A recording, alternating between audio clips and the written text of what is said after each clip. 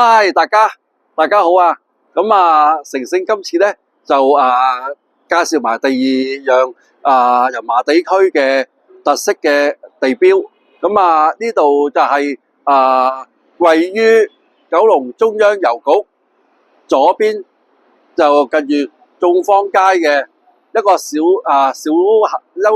嘅公園，就裏邊有個咧九龍壁，就介紹俾大家知道嘅。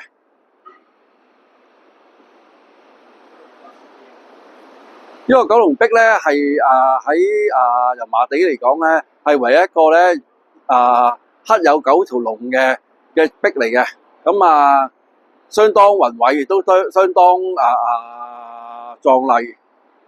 希望大家能夠多啲嚟欣賞下，同埋多啲嚟睇下呢度咁嘅宏偉嘅景物，好嘛？